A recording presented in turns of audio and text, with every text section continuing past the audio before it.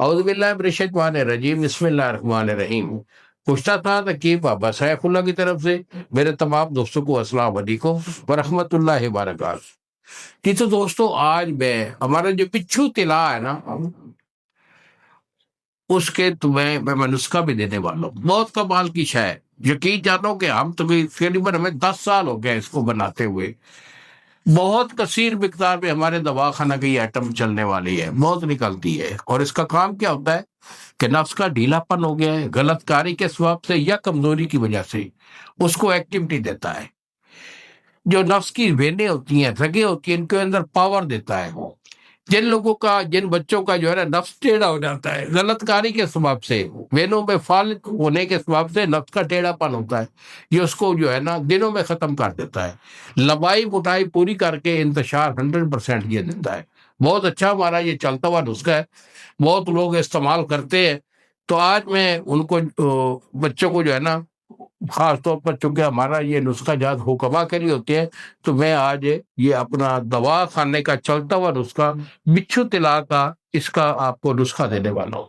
Note कर लीजिए, बड़े कमाल की शय है। और मेरे नंबर नोट कर लीजिए, यही मेरे 2 नंबर है जो सामने स्क्रीन पर आ रहे हैं।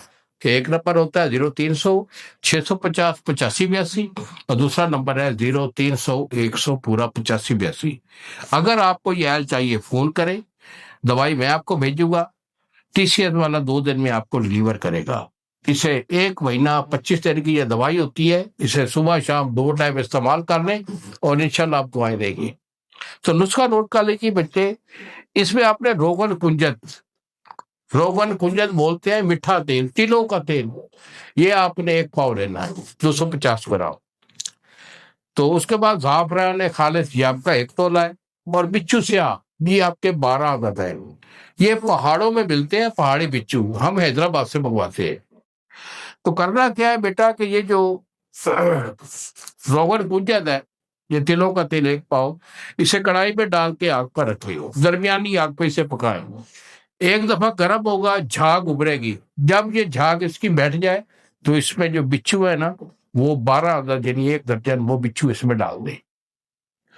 तो बिच्छू इसके जब जल जाएंगे, बिल्कुल खाक हो जाए, और उसके बाद आपने इस कढ़ाई को नीचे उतार के रख लेना।